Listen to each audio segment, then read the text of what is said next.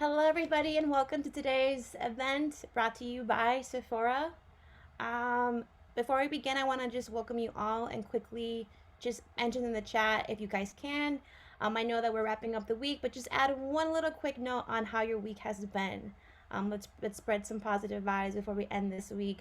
For me, the highlight of this week has been that I'm finally getting over a cold. It is springtime here in Chicago, and the weather has been extremely chaotic. So honestly, I'm just glad to be able to breathe through my nose. But yeah, add in the chat just how your week has been.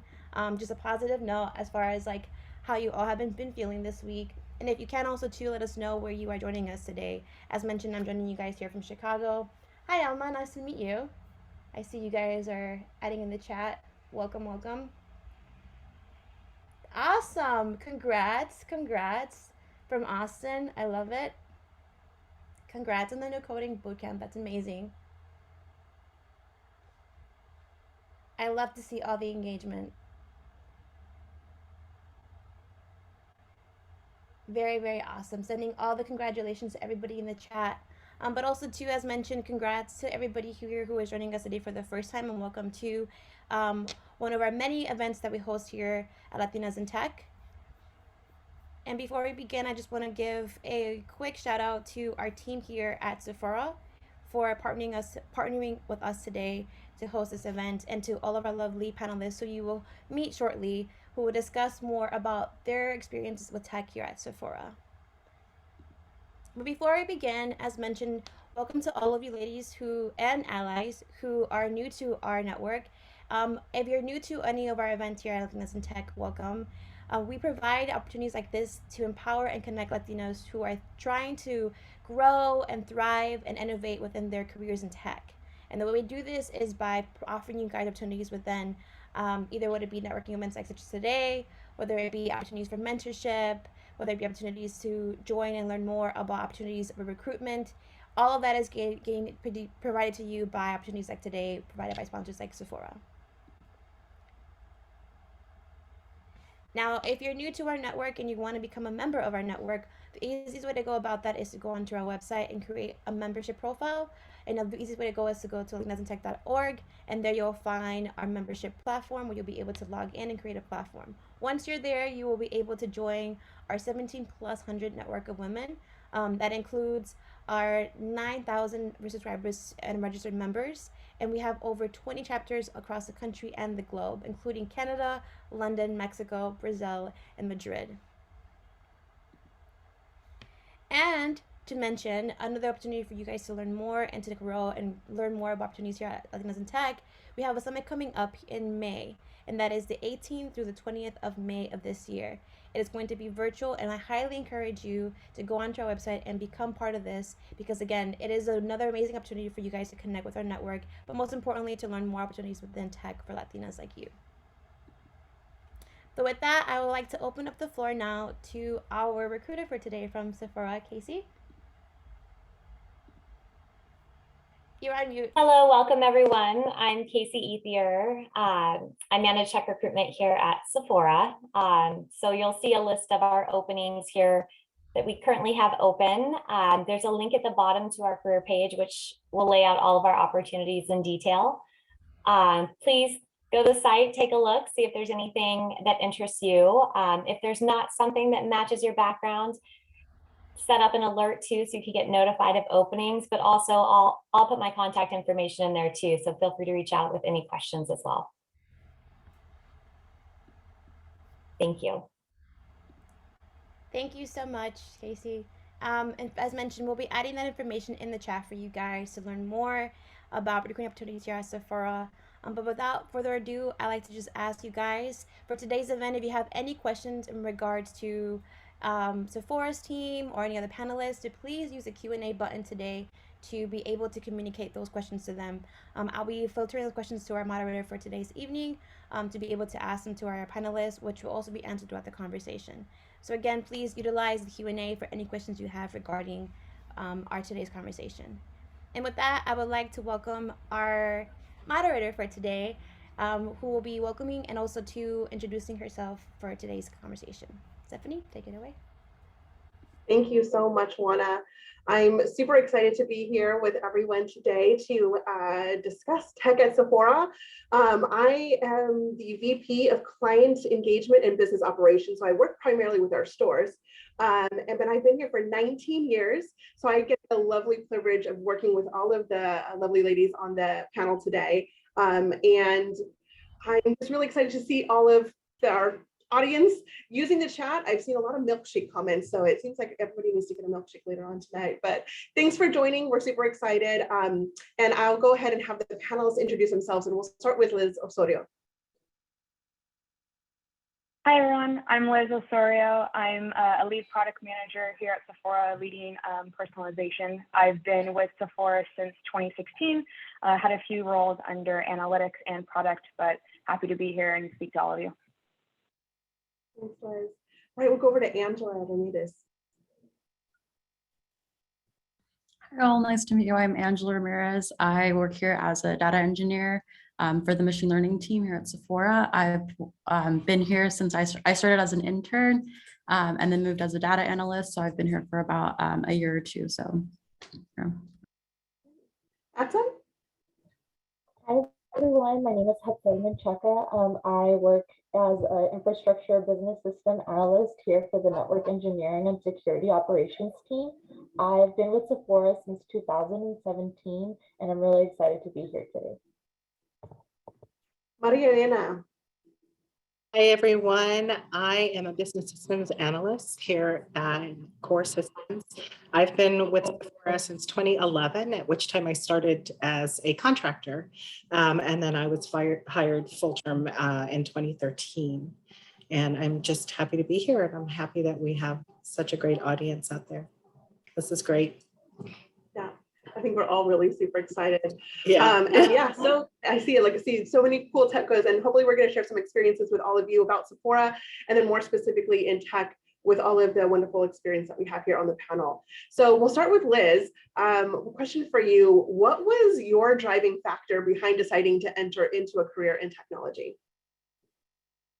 Yeah, I think just from a young age, I always loved math and science. It was always my favorite subjects in school, and just starting to be more involved in those communities, whether it was science camps or whatnot, it was always understood, or just the perception was very male dominated. So the ability to go into a university and then go into got a degree in engineering and know that I could change the stereotype and also provide representation for women of color, Latinas, was really empowering. And just to be able to innovate and bring a different perspective and diverse point of view was very compelling. That's so cool. And I think a lot of us start with an interest in math and science and sort of get pushed into careers sometimes in teaching or something like that. So it's awesome that you followed the dreams to continue in engineering and doing what you do today. So thanks so much. If we move over to Angela and Maria Elena, we want to talk to you about mentorship. So as you were going through your career, was there a leader or mentor who had a really great influence on your career? And what did they share with you? What were some of your biggest learnings and takeaways? Angela or Maria Elena? Yeah, whoever goes first, I can go first. Okay. Sure. So I think one thing that I need to point out is when I started at Sephora, I was actually helping the accounting department. So IT was not, it was not in my wheelhouse. So when our department was taken over by IT, and because we were more systems, what I was doing was more with the accounting systems. It was very much a fish out of water feeling, I'm in IT, what am I doing in IT kind of a thing. And I had a female executive call me into her office, and she sat me down and she looked me in the eye and she said, I see you. You don't think I see you, but I want you to know that I see you. I'm getting emotional. Anyway, so she said, you don't think you're in the right place, and I can see it, but I want you to know you're in the right place and you're an asset to me, and I see you. And that meant so much to me, because I think as a woman, Latina, I'm Latina and Filipino, so I'm Latin and Asian. There's just so many factors of, am I in the right place? Am I doing the right thing? Sabrina knows, she's like, women in tech. And I'm like, you want me to be in women in tech? And she's like, aren't you in tech? And are you not a woman in Latina? And I was like, oh, right. But you know, you do, I think as women, you have that imposter syndrome. And it's so important that this woman took the time to say that to me, to tell me that she saw me, that she valued me. And then she would make it a point to say, I'm going to a meeting, come with me. And then it would be like, you know, this is Maria Elena. She manages XYZ. I wanted you to meet her. So she made sure that she brought me to meetings with her. She introduced me to people in the IT world so that I felt that it was my home. I felt at home there, and I felt like I belonged there, because she could just see by looking at me that I just was kind of like, I don't know what I'm doing here, kind of a thing. And that meant so much to me. It means a lot to know that you're valued. Yeah, thank you. That's super powerful. And I'm seeing it resonating in the chat with a lot of our viewers, having that imposter syndrome that you're talking about, or can I even do it? Or even downplaying. Sometimes when we have made it, or we have gotten to a place where we should be really proud and shouting from the rooftops, we're like, wait, can I say it? Should I say it? Am I still in the in crowd, even though I'm in the department or in the function or working with people who do these types of things? I'm sure it's resonated with, I think everybody's nodding even on the panel. At some point in all of our careers and our growth, it's been like, you self-doubt first. Can I even do this? And do I even belong here? And it's sometimes it's just one person to have belief in you. And, you know, and it's awesome that we all now have an opportunity to share that with others who we can pull up and we can bring into that room, and we can then say, I see you. I see you. That just, it's like, it doesn't even mean like, it's such a small group of words, but to have somebody, I see you, just is, I don't know, it's just, it was a huge impact on me. And like I said, I still get imposter syndrome every once in a while. And then I have to stop and go, you know what? She saw you, other people see you, and just see yourself. Just look at yourself. That's an awesome, very powerful learning. I love it. Angela, what about you? Yeah, I would say I've had like a very similar feeling where like I've felt a lot of imposter syndrome, even when I first started out with like my internship and everything. And I got really lucky because a lot of mentors have been like really pushing me to be like, no, you can be an engineer. Like you can go into this more like technical type of role. And like for me, I'm like, I don't know about that. Like, I'm not sure if that's the space that I want to be in. Or I don't know if that's where I really belong, but it's like at the end of the day, it's like if you're good at something, then you're good at it and people are going to notice. And I think I've gotten really lucky that I've had people in my like within my career or within Sephora who are like pushing me to continue to become like an engineer and continue to try to like do more and like, you know, I think that's like one of the nice things is just having that around. Yeah, I have to say, you know, being with Sephora, I think a lot of us have been here a lot of years. That is one of the things that's actually kept me around for so many years, is the fact that we are encouraged, we're challenged, we are said, you know, take that risk, get out there, have a voice and use it and really make change for our organization, the industry, our stores, our clients, which I think is also, again, just we have an environment that really nurtures a lot of that, which I'm sure a lot of you have also experienced within your careers. And so that kind of, you know, moves us into our next question. I'll go to Atal. Like, what is your favorite part of working for Sephora and Sephora Tech specifically? Yeah, so that definitely touches on the point that I was going to bring. I think that one of my favorite parts about working at the tech department is that we have the Sephora IT family, and we have bosses and mentors who support you, who challenge you, who give you opportunities and value you. I think that's one of the things that Maria Elena touched on. It's hard sometimes to feel like your work is valued. And when you have that imposter syndrome that says like, am I supposed to be here? Like, I think Sephora and Sephora Technology truly embraces we belong to something beautiful. Like, you belong here, you belong where you're at, and your mentors and your bosses invest in you. And I think that's my favorite part, because I've definitely in my career had a chance to grow, to learn new things. My mentors helped me, put me in positions for different projects where I would have maybe not seen myself, a younger version of me would not have seen myself, working in network engineering. And so I think that definitely Sephora investing in me has helped grow as a person and in my career professionally. That's awesome to hear, and great to hear about the tech department specifically. I will say I don't work in the tech department. I do work in more of the retail operations side, but we have the same sort of structure, which I think is really resonates throughout all of our organization. And for those who don't know, also I'm actually the executive sponsor for Mi Gente, which is our employee resources group. So it's like not only do we have the families that are within the tech department, but then you have this broader family of Latinx folks who are all trying to raise up and making sure our voices are heard. So I think that there's like support in so many different areas within Sephora, which is also nice to see as well. So I'm going to pause right now and actually take some questions from the audience group. I see that there's 3 questions in there. I think one is going to help us out with. Yeah, I have the first question that is provided by Lina, who says, what advice do you have for someone interested in tech but with no idea where to start? Great question. I saw somebody even in the chat saying like, I don't have this background, but I really want to go into this area. So anyone want to take that one from our group? So Angela, you were an intern, so I think that might actually resonate. Yeah, I'm fine with taking that. So I think one of the things when I was actually in undergrad, I majored in physics. I didn't know I wanted to like do CS or anything like that. But then I started looking at job descriptions and like different like things out there and seeing what is it that I would need in order to get that.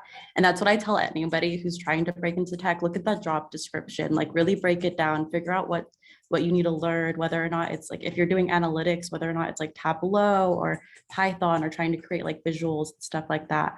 That's really what you want to do, is just trying to get your skills to kind of match up with those jobs. And like that's really the best advice I can give.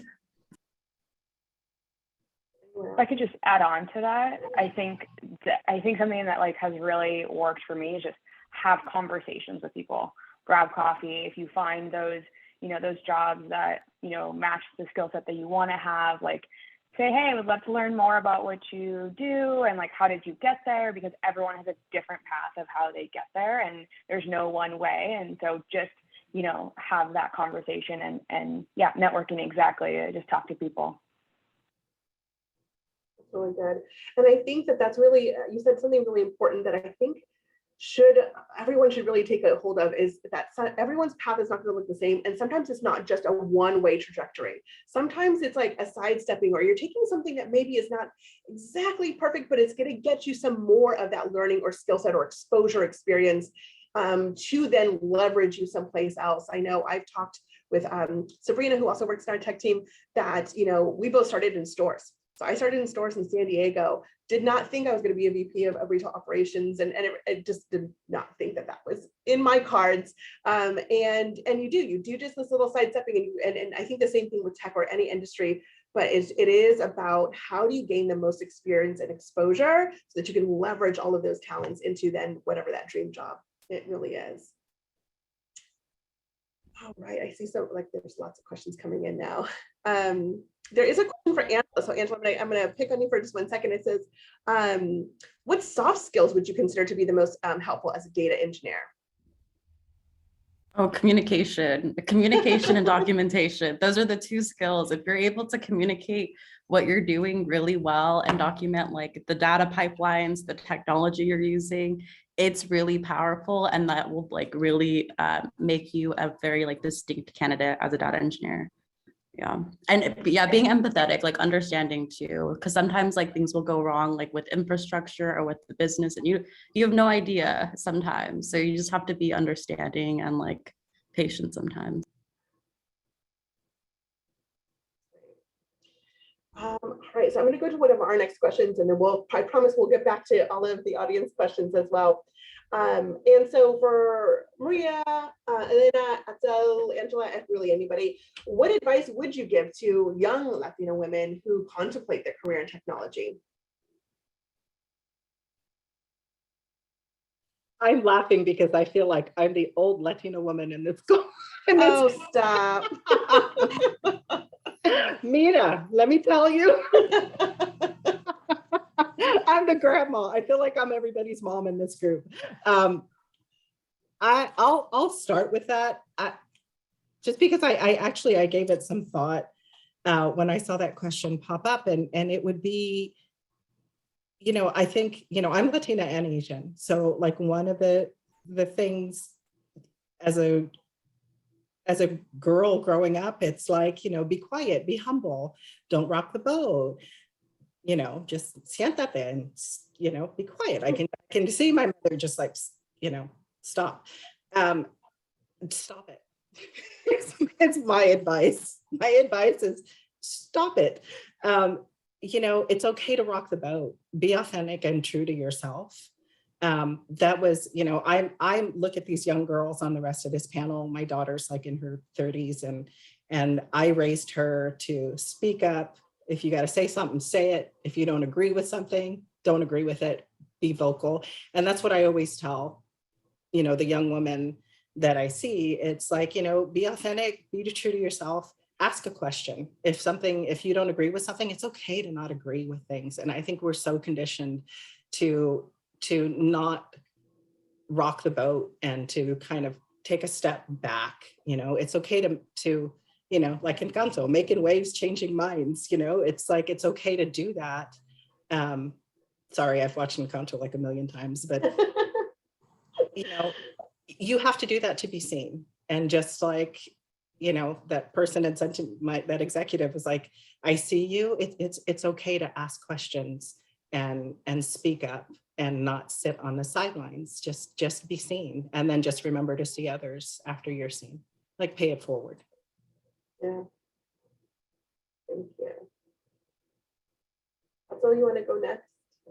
Yeah, I think for me, I would definitely tell a younger version of myself to be open. I did not have a traditional IT path. I also came from stores, so I have a retail background, and my path just took me to IT. And I think that that's something that I would really encourage a younger version of myself and other people who maybe are like, I'm not in the tech world, I'm not techie, but I think that there's a lot of opportunity for women in this field, and it requires a diverse background of having creativity, of having just different skills that really require a department, a company to run. And I think that sometimes we put ourselves in a box and think we, don't belong there, but we really do. There's a seat at this table for everybody. And I think as a woman and a woman of color, it's important to help guide other women into navigating a room where we are typically the one and only in that room. And I think that's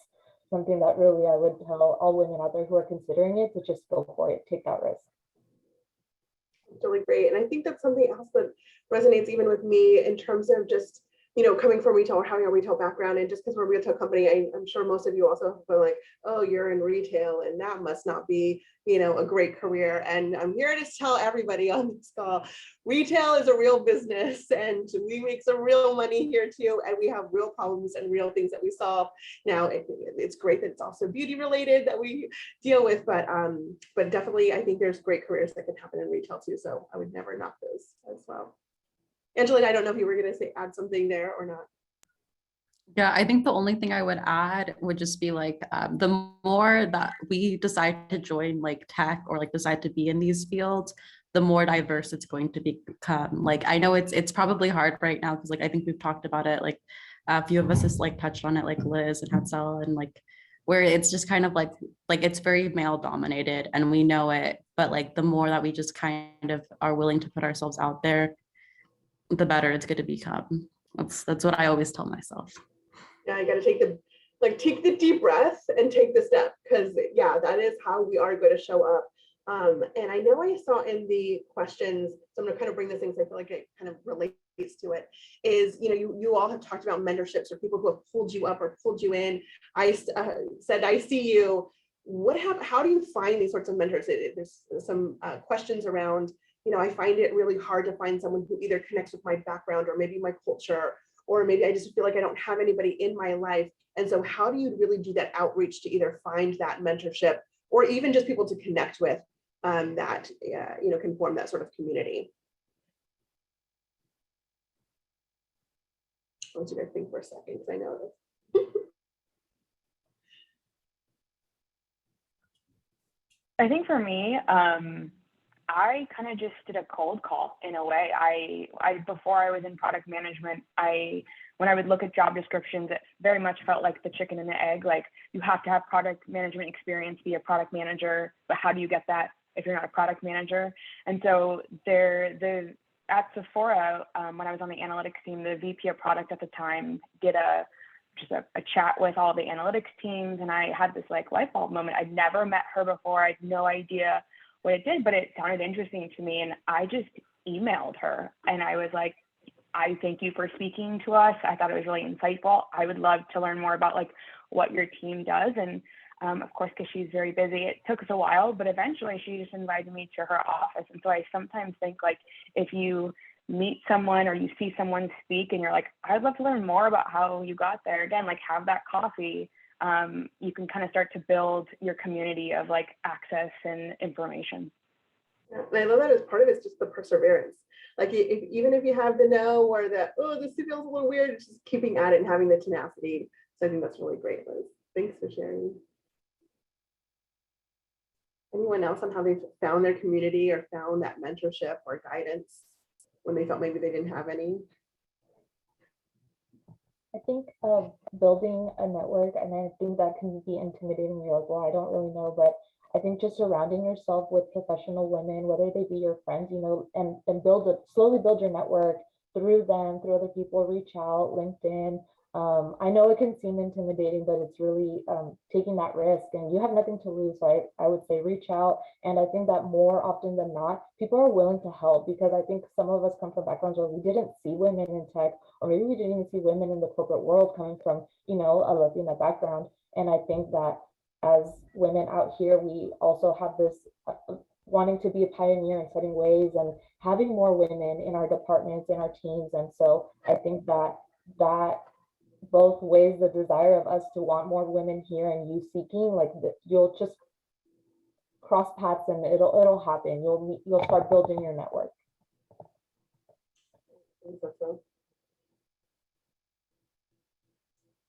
All right, so I'll move on into our next question. So this is Angela and Liz. What are some personal experiences you've been dealing with, or, you know, where you're noticing bias as it pertains to either gender or race in the workplace, and how have you overcome those obstacles? I'll go first. So I think one of my biggest struggles when I first started like in tech was trying to be like assertive or really like speak my voice. And I think Maria kind of like touched on that. And it was kind of difficult too, because there were people who would kind of, I think within my first year, I got called bossy like twice.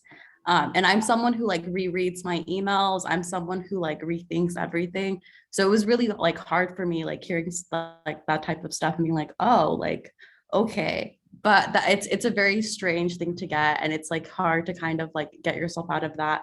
But it's really realizing that like you're not really being aggressive, you're not being harsh, you're just being assertive, you're saying a statement, you're just be like putting your opinion out there, and you shouldn't be afraid to do that. And if someone feels a certain backlash about it, they either need to be willing to have a conversation with you about it, or then you need to just like walk away and just be like, okay, like that's fine.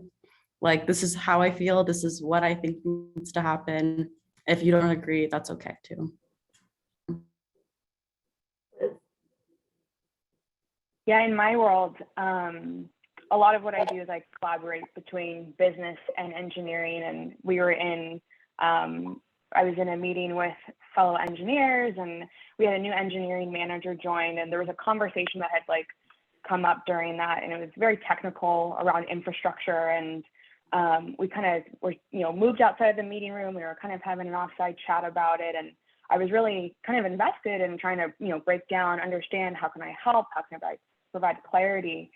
And the engineering manager, who was new, he was like, wow, you can really like keep up. And I was like, he was kind of surprised. And I was like, well, yeah, I have a degree in engineering, like this is my background. And again, he was kind of like shocked that like I could maintain and, provide valuable input at that level. And, I think for me, like, there's always a stereotype, whether you're, in product management, you don't have to have a technical background, but like just changing that perception. And I think a way to overcome that is like, have a seat at the table. If there's not a seat, bring a seat to the table, get curious, like ask questions.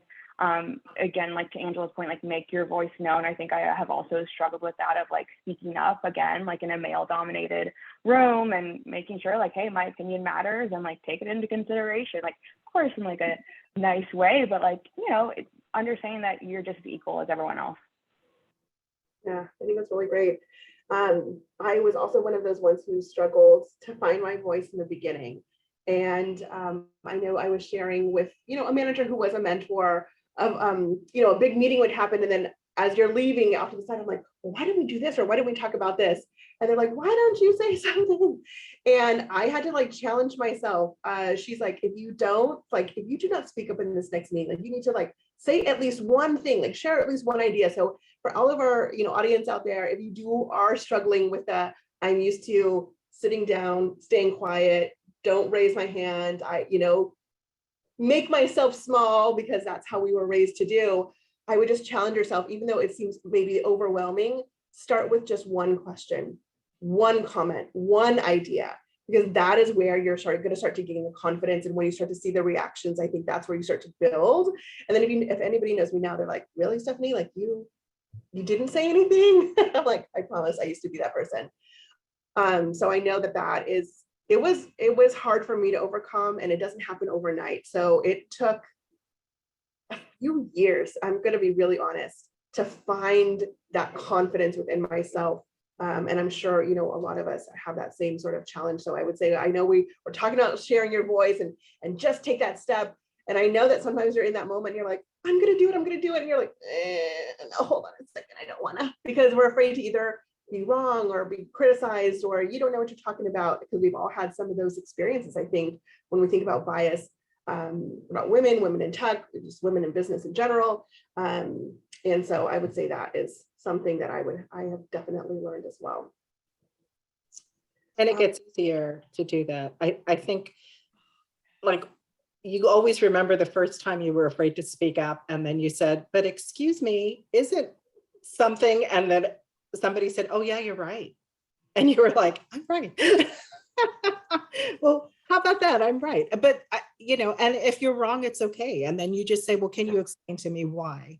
And it's okay to be wrong. It's okay to ask the question, because sometimes, how many times, Stephanie, before you felt like comfortable enough to say that, did somebody else come up with the same point that you had and you thought, I was right? You're just in your head. Instinct was right. I was going to say that. Yeah. And you just have to, it gets easier. It gets easier to just speak your Yeah. The one way that I started too was instead of making statements or sharing my idea, I posed it as a question. For some reason, I felt that was safer. So it didn't give me the spotlight of like, are you wrong? Are you right? I'd be like, well, have we considered this, or has anybody looked into blah, blah, blah, blah? And then they're like, oh, like we didn't even think of that.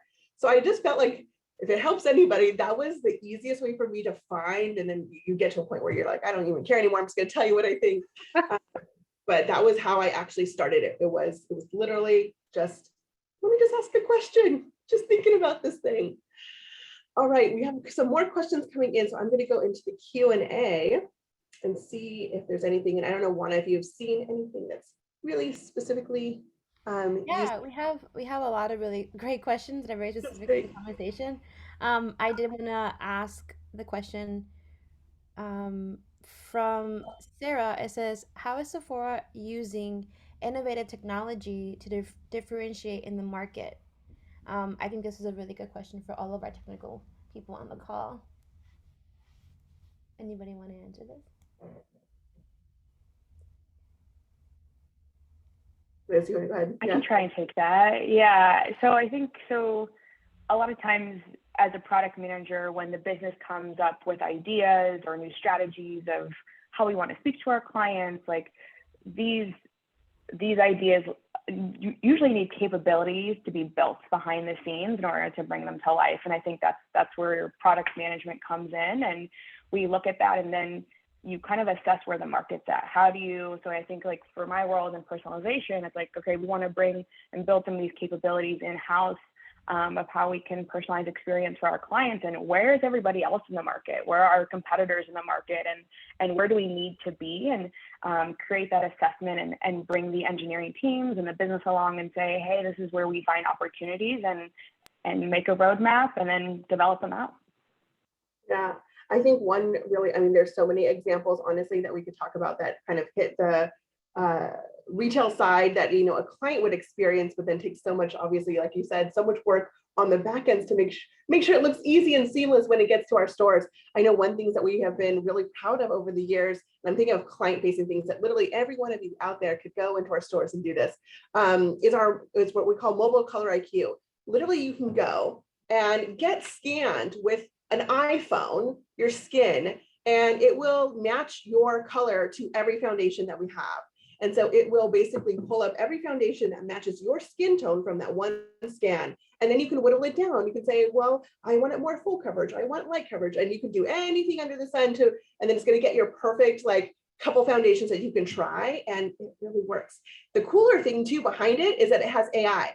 So the more that we scan and the more that we actually use this with our clients, it gets smarter and smarter and smarter, because it starts to match you to other people who are like you or people who have similar skin tones, and we can run across, it does not matter. So again, inclusivity is really important for us at Sephora, and diversity even with our clients. And so it doesn't matter how light you are, how dark you are, how red you are, how yellow you are, it will take all of that into account. So I don't know, go to stores right now because you can actually see it coming to life. But I know that's one of some big projects that we've all been working on. And then there's 1,000 more.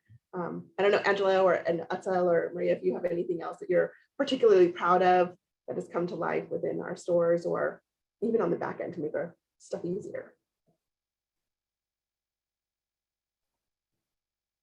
Yeah, I could touch a little bit on that. One of the projects that my team helped launch during COVID was the curbside pickup, right? So we helped have technology outside of the typical store to be able to pick up curbside or drive up.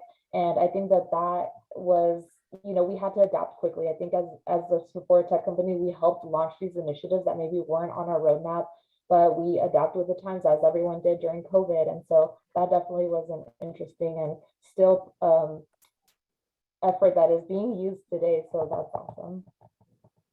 Yes, curbside. I mean, it actually, like, I have to say, like, not only was it that our client was shopping differently, and so we had to answer kind of the needs of that, but it also, in all honesty, helped our stores. Our stores got hit with COVID, and sometimes we had to close them down. And the only thing, because we only had like 1 or 2 people working, the only thing we could do was door side or curbside. And so we were still able to get products out to clients, which I thought, you know, in terms of client service and what we can do without just completely shutting down, I think really was meaningful even to our employees, that the fact that they could still work and they could still do their jobs and bring, you know, surprise and delight to our clients. And I think that was really great, great way. Do we have room for one more question? Yeah, let's do another question. I like it. Awesome. So I have another question, and this one's from Cynthia. It says, I have recently broken into tech as a business analyst, and my imposter syndrome has grown tremendously, even though my team is so supportive. Do you have any advice on which to change my mindset? I love that question.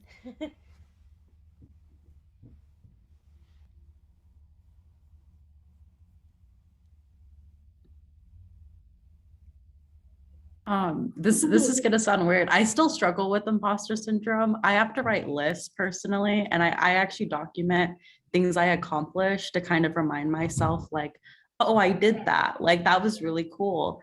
And like, I'll even like write down like list of like, sometimes if I'm feeling like really like, I don't know what I'm doing, something's wrong, I'll just like write down like all the things I'm actually good at and like the things that I've worked on and like what I'm really proud of. And like, I have to like read over that. And I'm like, oh, wow. Like, okay, like I do belong here. Like I did do that. Like I can do that. And I think that like doing that for me, it reinforces my mind to be like, yeah, the paper says that. Like, so it kind of like is helping me do more of like a mindset shift. That's kind of one of the tactics I do. Yeah. Also find your tribe, you know, find your people that you can bounce your ideas off of, or, you know, have one of those, am I crazy moments, or did I the right way. You know, find somebody that you can speak to and bounce those ideas off of, because it's huge. Like I find myself oftentimes just reaching out to a coworker in my department, or, you know, someone,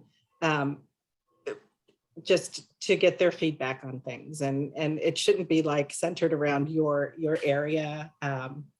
You know, we have, just like, I think one of the great things about Sephora too, and like Mi Gente group, and, you know, we have all these discussions within the different communities that we have at Sephora, which is like, you know, I'm mestiza, so I'm like in Mi Gente, and I'm in the Asian community. So I get the feedback from, I can ask in both. Or the Women Who Tech is another organization that we have at Sephora, which is sponsored by one of our tech executives, where we do speak a lot about just some of the things that women in technology have. And we do have these conversations like, has this ever happened to you? Or, you know, let's talk about mansplaining, you know, something that you can, somewhere that you have somebody that you can speak to about things that are going on. It keeps you sane, I think. Yeah. And even for, I know, Angela, you're like, you know, like, what am I good at and how do I do it? There's also like, you can keep, and I literally have this on my email in one of my boxes. It's called like a success file. It's literally, if I get a compliment or like a, hey, it was so great partnering with you, I literally just put that email in my success file. And I do go back and look at it too, where I'm just like, oh, I'm the worst at everything in the world.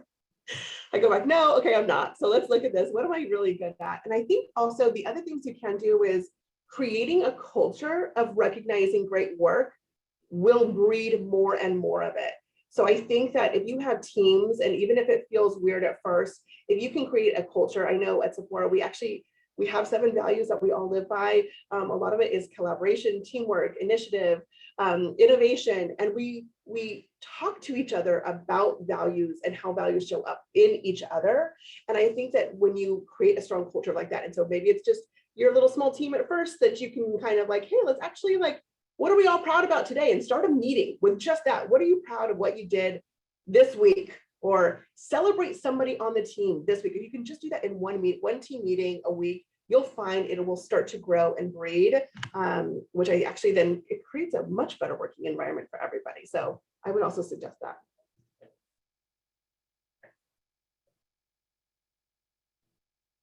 And you're definitely a data scientist. I read your comment in the chat.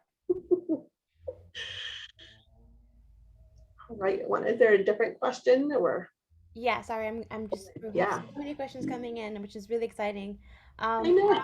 Another question from an anonymous attendee, but they're saying, working at a consumer industry, what is your biggest obstacle when it comes to implementing DEIB, diversity, equality, inclusion, and belonging initiatives? And how successful have you guys been in measuring this?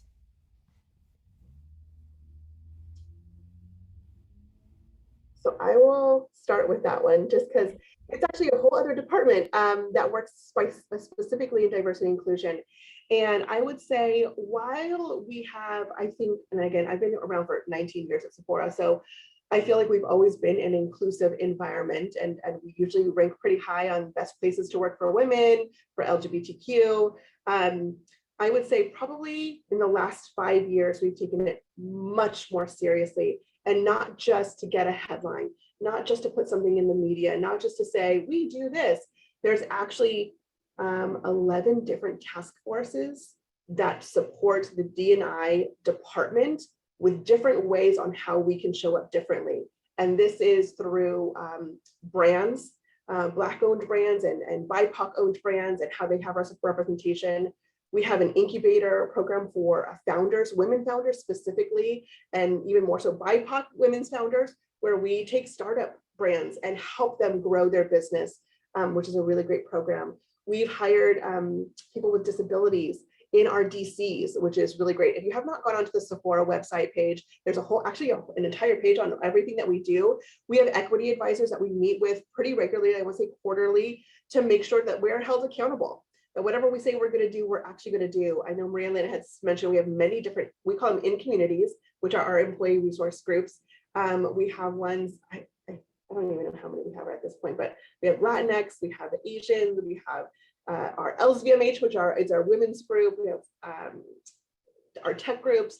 We have our Noir group, which is our Black and African American. There's tons more. There is also one like Southeast Asian one. I'm like literally blanking off the top of my head because they're actually for ability for Sephora abilities for those for disabilities, a prison LGBTQ group. So we definitely hold ourselves accountable and we report out in what we are doing so that we can make sure, again, it's not just something that we say or something we do. I don't know if it was 2 or 3 years ago, we actually closed our stores for, I would say it was 2 hours in July. And we did a full diversity inclusion training. And how do we actually even take that, not just at the FSC, which is our corporate environment, but how does that live down through our stores and making sure it's showing up for anybody who's walking into our environment at all, that it feels inclusive for every single person. So yeah, there's been a lot. I wish I had all of the stats and I could just give it to you, but I promise go onto the website. I'll look now as we ask maybe a different question or if there's anyone else who wants to add, and I'll add it into the chat where you can find it. No, I think it's really amazing. And I think it's something that is a testament to this whole conversation, right? Is that like there is a lot of inclusive efforts within Sephora that is uplifting women and also just minority and diverse communities. So it's a very impressive thing. You don't really see that very much so anymore within industries. And it's very important too to just keep that authenticity of like it's not just to put a sticker on it and say we do it, right? So very much applaud to your team for that. We do have another question, and this one is just in regards to to that conversation about being authentic. It says from Sarah. It says sometimes I feel I act too Hispanic at my job. Either I talk a little bit too less or too direct. I give too much information. I care, quote unquote, too much. And then she's asking, did you ever feel weird or ashamed about this about yourself from your experience? I read that like 2 or 3 times and I wanted to say, no, don't be proud. Be proud.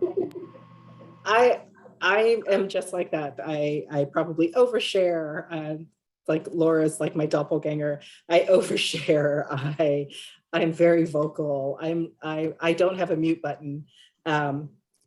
So I don't think it's ever been something, as far as I can see, that is a negative thing. I think, you know, if I had to stop doing that, I think it would just, you have to be true to yourself and part of your culture and your upbringing. And you see it, you know, outside of the Latina culture or the Asian culture. Every culture has their own things that are, we have a lot of things that are similar. I think a lot of cultures have just kind of a, you know, my big fat Greek wedding could have been my big fat Latino wedding. You know, we just have, you know, instead of glass spray, it would have been Vicks in my family. But right?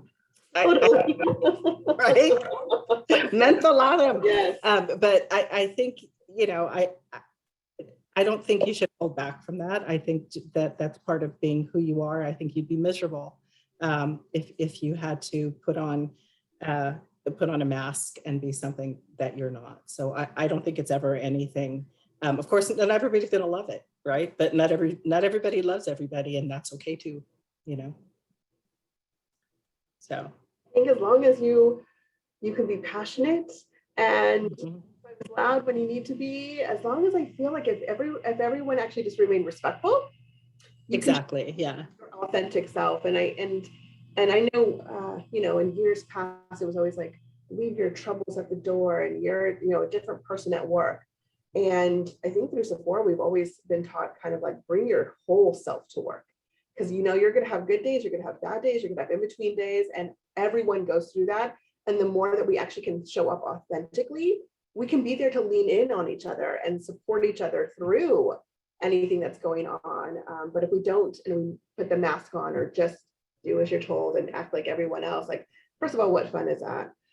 Secondly, diversity of thought is actually what, you know, a great place to work and the best ideas. So, and I think that that's also a learning. I think that's what makes us who we are. I think that's part of the culture. Like I've learned so many things just from the different cultures that work at Sephora, you know, and they've learned different things from me, you know. So I think it's always been like the first time I told somebody, a coworker, don't make me take my earrings off. He was like, excuse me. And I was like, well, if you ever date a Latin woman and you say something and she starts taking her earrings off, you need to run. Yeah, got my hoops on it now. Yeah, I was like, don't make me take these off. Just like quiet. I'm loving the authenticity of this conversation because it is very true. Thank you so much, ladies. Our next question that we have is from Guadalupe, and it says, "You mentioned meeting someone up for coffee to discuss their job opportunity or partnership. How do I go about that?" They're asking, how should I approach someone from another company if I'm interested in that position? So about networking.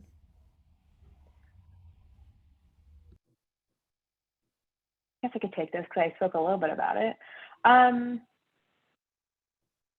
think the only like advice I have is just do it. You just, you know, be authentic in how you reach out and be curious, and, you know that you might get a no from someone, and that's okay. And just to continue to find people in your network, and you know, maybe it starts with someone you know who might know someone, so someone could introduce you to someone, and that kind of like validates who you are and your intentions. And because I think a lot of people they reach out to you on LinkedIn and they're like, hey, I want to talk, and it can be a lot, or you don't know how to kind of rifle through that. But, you know, have someone kind of vouch for you, or just be bold and just say, hey, I'm really interested, and let's take like 15 minutes, like let them know it might not be an hour and you're gonna, you know, talk to them the whole afternoon, but just really be intentional and authentic in that reach out.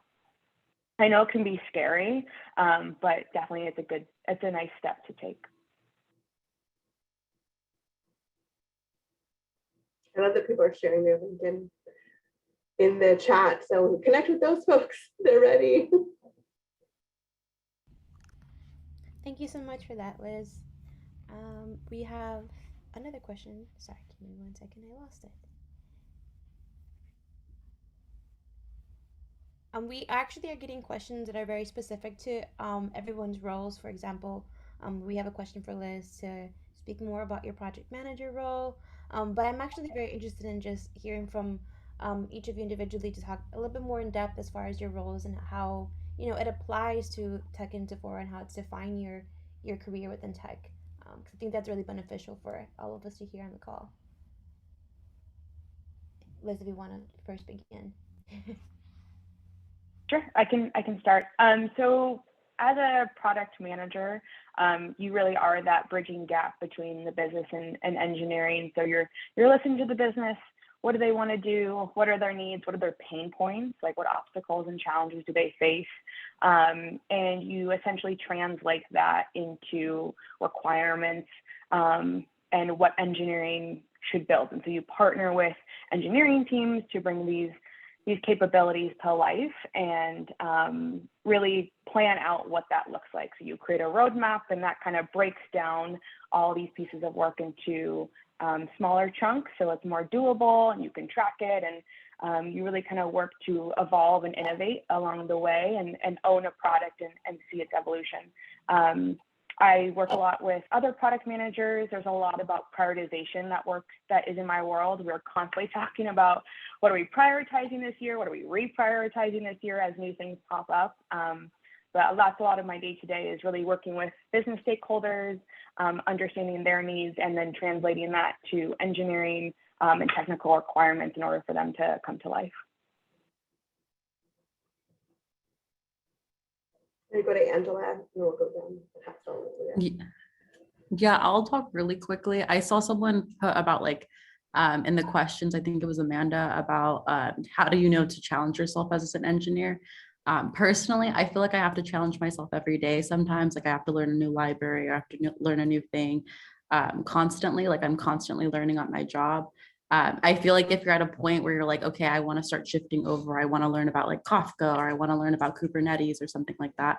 or I want to start working with like Scala or Java or like a different programming language, then you need to be willing to voice that and say like, hey, I have this interest in XYZ. I think I could definitely be beneficial here. And that's what you really have to do is like, if you're noticing that you're feeling bored at your job or like what you're doing, just kind of find a new library to learn, make it more of a challenge for yourself. I remember when I was an analyst too, I would do my work with Tableau, Python, and Excel just so I could learn all three skills. So it's really about making yourself also like be willing to challenge yourself when you're doing your work. So it's kind of on you, but you do have to also voice like, I want more projects. I think I can handle this. This is my skill set. And like, hopefully by that point, your manager should be willing to be like, oh, they're asking for this. Okay, here's this project. And go from there. I think for me, my day-to-day, it's infrastructure. So we literally, like my network engineering team supports all of our stores, all of our distribution centers, all of our corporate offices in SF and across the US, and as well as all the data centers, which manage and host our.com and everything. And so I think that one of the things that I really, there was a little bit of a question in there too about transitioning from retail to Sephora. IT was just learning and exposure to all these different environments and all the different technologies that we use that maybe as a consumer you come in, you don't realize, but they are so key and important to running the business. And so I think that interest in the back end stuff and all the different technologies helps challenge myself. I am grateful for my bosses and for my mentors who have helped guide me or steered me in the right direction for sites that can help, on your own time, learn how things work or learn different technologies. And I think that that's really important to essentially invest in yourself. And in a way, Sephora is also investing in you because they're giving you tools or gearing you towards the tools that can help you be successful. Thanks. Maria? So as I said, I wasn't always IT. So I throughout my career have always been in an accounting role, and the department I'm in now, which is core systems, supports our finance business partners. So my knowledge, I was able to transition the knowledge that I have of our different accounting systems to my role in IT, because what I didn't realize when I was on the other side is that somebody has to make sure that all of those accounting systems are working and integrating with all of the rest of the systems. So you don't always, I'm in IT led by surprise, surprise to me, but it was just something that transitioned over. So you don't need hats off to like Angela and Elizabeth and, everybody who has the technical, IT part of it, and to everybody on this call who's pursuing that. But as I said, that's not always the only way to be in IT. As a business system analyst, and Hatzel knows what I'm talking about, it's at a higher level, we're able to assist in the IT world and be a part of the IT world just by being able to assist with projects and knowing from our business partner level what is needed in order for all of these systems to function. We can't code it, but we can understand it at that higher level and help move it along. Thanks for everyone for sharing their backgrounds. I think that's really great. And so that's so diverse. I think even within the tech world, so many different possibilities and opportunities. One, I don't know if we have any other last questions that we can answer before we start to wrap up here. We definitely do have a lot of last minute questions. And unfortunately, we are almost at time, so we can't get to all of them. But I will continue to encourage you all to continue to share your LinkedIn information in the chat. And ladies, too, if you're open to doing so, to sharing your information in the chat as well, I'm sure our attendees will be very happy and grateful for that. I do have one more question. This one's from Alma. She's asking, how important is it nowadays for the digital marketing strategies for Sephora, and how do you think the market has changed regarding sustainability within the market? So I guess it's relations to just you know, how you guys are innovating and leading the path within technology within Sephora. We have this question asked twice, so I'm curious to hear your. This is from Alma Andrea, HF, in the Q&A. Yeah, I think I'm going to talk about this. So for sustainability, we actually have a lot of clean products at Sephora. I know because I purchase a lot of them, and I love that we have that here. And it's really like at the forefront of the site some of the times, and they'll even say like clean beauty. So I think it's really nice that like I don't think a lot of sites do stuff like that where they'll actually point out like, hey, this is clean beauty. This is what these products have. These are the ingredients list. So I think that's like one thing that I think they're trying to, I guess, be closer to the Gen Zers, because I think Gen Zers really do care about climate change and how that's going to impact their future. So I think Sephora is aware of that, and so we're trying to make steps with that.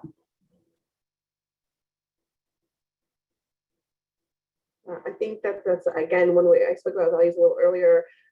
Innovation is actually one of our core values. And what's interesting about Sephora, even when anybody who interviews or comes on board Sephora, I've always said that, you know, we started out as a really scrappy business in the very beginning, about 20 years ago. And we still have that scrappiness sort of mentality but also we are always looking to see what's next. How do we consistently keep the client at the center of our decision making for everything that we do across the organization? And we never really rest on our laurels. We're never like, oh, we're Sephora, we're just going to stop innovating. It actually doesn't stop. That's probably what's kept us here, because we're always doing something different, trying something new, and we're not afraid as an organization to take risks in order to find the best solutions for our clients. So I just think that in general is part of just who we are. So I'm just going to ask one last for everybody, just like in one quick sentence before we wrap up here. If you could go back to your younger years, your younger selves, and through time travel, and just say one thing to yourself that would have made it easier, better, and more encouraging, what would have that been? Trust the journey. Love it. Be patient with it. Yeah. I was nerdy enough to be like, but then I would just like ruin the time-space continuum. I can't get because I've thought about this question since it was like a big TikTok rage. And really, you know, just be yourself. I think I would not, I couldn't see it changing anything. And not saying that my life has been perfect. I've had like hard things happen in my life, but I'm happy with where I am here. I am so happy and pleased to be working at Sephora. When I was a contractor, I used to say, I need to be a real boy. It was like, come on, I'm Pinocchio. Somebody help me out here. I think just like she said, trust the journey. Just, you know, take everything like one step at a time and just be happy with who you are and where you are. And I think the rest just kind of flows around you as you do that.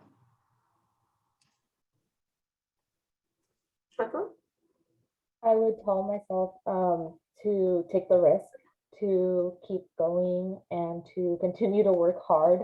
You're on the path you're meant to be on. Angela? Yeah, I would tell myself, don't be so hard on yourself. Like, again, trust the process, trust the journey. And like with that, don't be kind to yourself. Don't be harsh. Yeah, agreed. I think for me, it's just have perseverance.